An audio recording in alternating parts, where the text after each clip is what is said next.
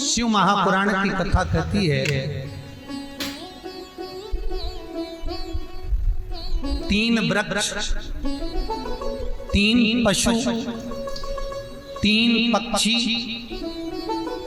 और 3 जलचर पितरों के तुल्य होते हैं। बहुत ध्यान देना शिव महापुराण की इस पितृ शांति शिव महापुराण को जो आप सुन रहे हो नैमिषारण्य से, बहुत ध्यान से सुनो।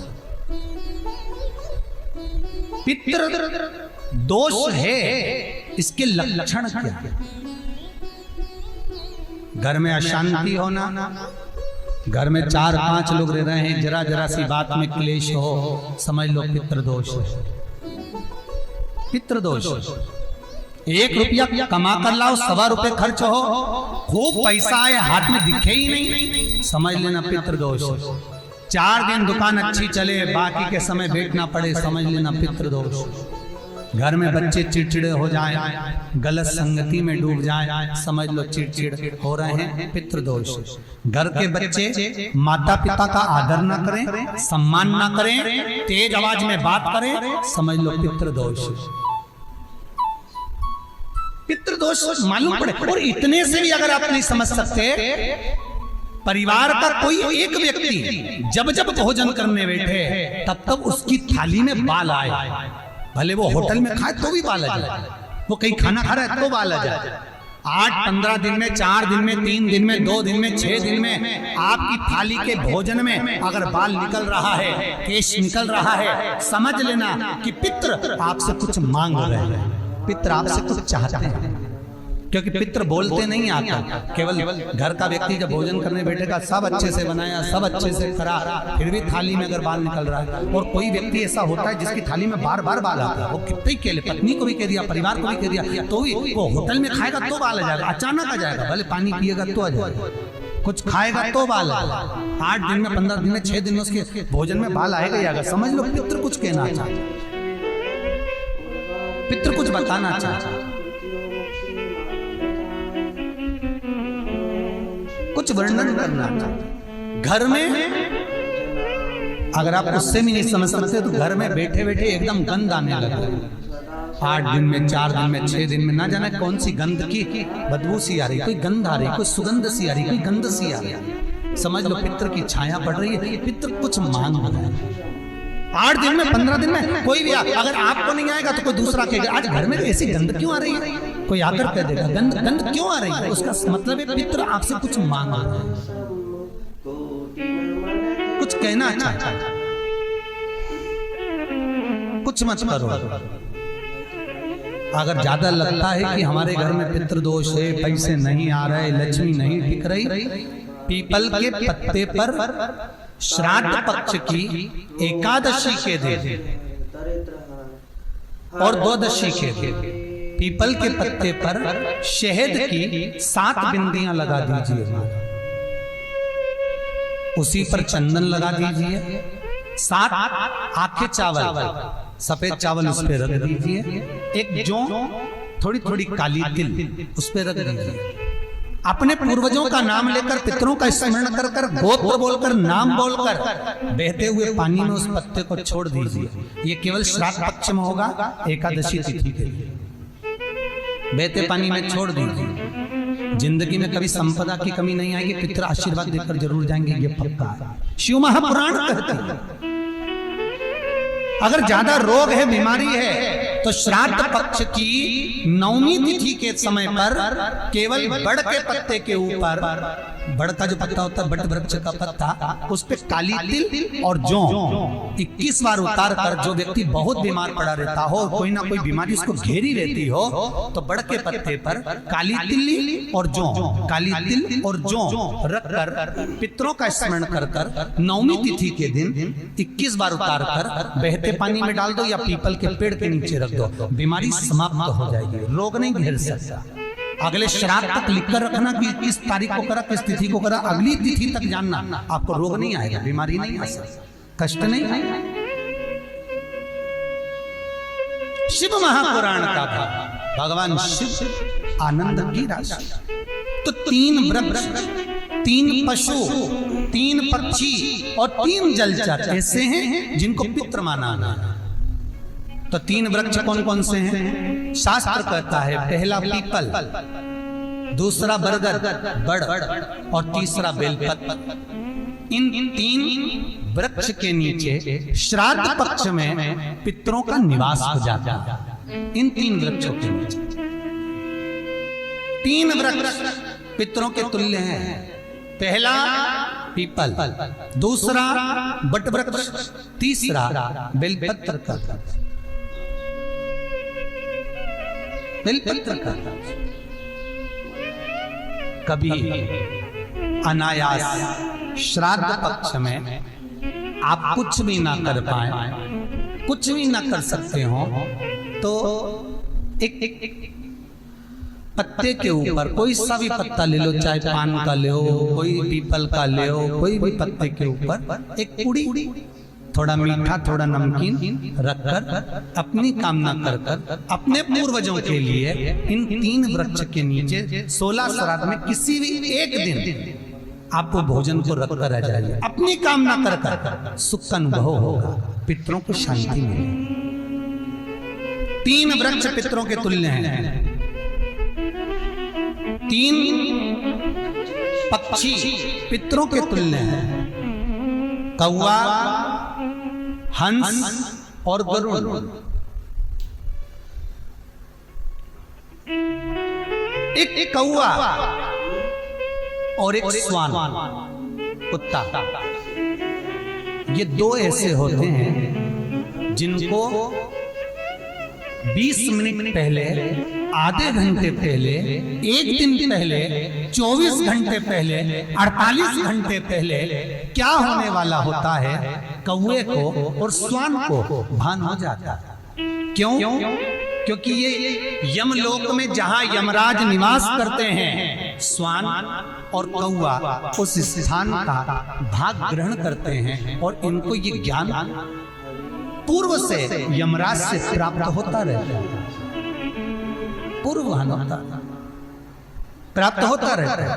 एक कौवा, एक स्वान, कोई घटना घटने वाली होती है तो कुत्ता रोने लगता है। कोई घटना घटने वाली होती है तो कौवा आकर बैठ जाता है। कोई आ रहा है तो कौवा आएगा। कोई भाव सूचक है तो कौवा आकर बैठेगा। दरवाजे पर कैसे, उसका भी भान है। अटारी पर कौवा कहाँ बैठा है, दरवाजे पर कौवा कहाँ बैठा है, किस स्थान पर कौवा विराजमान है, उसका भी भाव हमारे शास्त्र में वर्णन है। 3 पक्षी, 3 वृक्ष पितरों के तुल्य। पक्षियों में कौवा, हंस और गरुड़, ये पितरों के तुल्य, जो अधोगति में मर जाते हैं, जिनको पिंड नहीं मिलता, तर्पण नहीं होता, ब्राह्मण का भोज नहीं मिल पाता, जो मर जाते हैं, जिनका अंतिम संस्कार तक नहीं होता, जिनकी गति बिगड़ जाती है, ऐसे जीव कौवे के अंश में प्रकट होते हैं। जो पूर्ण फल लेकर जाते हैं, पितृलोक में जगह नहीं होती, बैकुंठ में जगह नहीं होती, कहीं अगर जगह नहीं है देवलोक में, तो इनको कौवे के अंश में, गरुड़ के अंश में या हंस के अंश में डाल दिया जाता है। महाराज फिर अगला वर्णन किया, 3 पशु, कुत्ता, गाय और हाथी, ये पितरों के तुल्य होते हैं। शिव महापुराण की कथा कहती है, अगर श्राद्ध पक्ष में गया नहीं जा सकते तो गाय के मुख में गयासुर ने वर दिया था कि गाय के मुख में अगर कोई गया नहीं आ पाएगा तो गयासुर 16 दिन गाय के मुख में निवास करेगा। और गाय के मुख में श्राद्ध के समय पर अगर कोई रोटी देगा, श्राद्ध के समय पर जो भाग देगा, उसको गया जी में पिंड करने का पुण्य फल प्राप्त होगा। ये गयासुर का वर गौ माता के लिए था। तो गाय के मुख में 16 दिन तक गया क्षेत्र का पिंड का भाग प्राप्त हो। कुत्ता, गाय और हाथी। स्वान को रोटी क्यों देते हैं?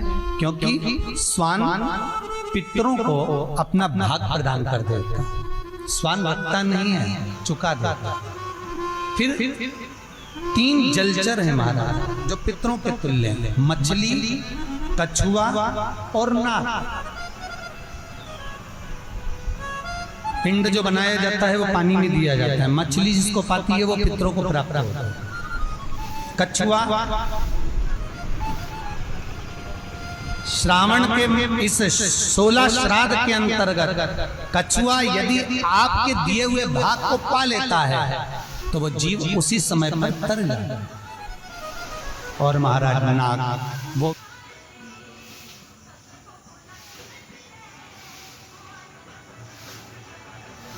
शिव महापुराण की कथा कहती है, 3 वृक्ष, 3 पशु, 3 पक्षी और 3 जलचर पितरों के तुल्य होते हैं।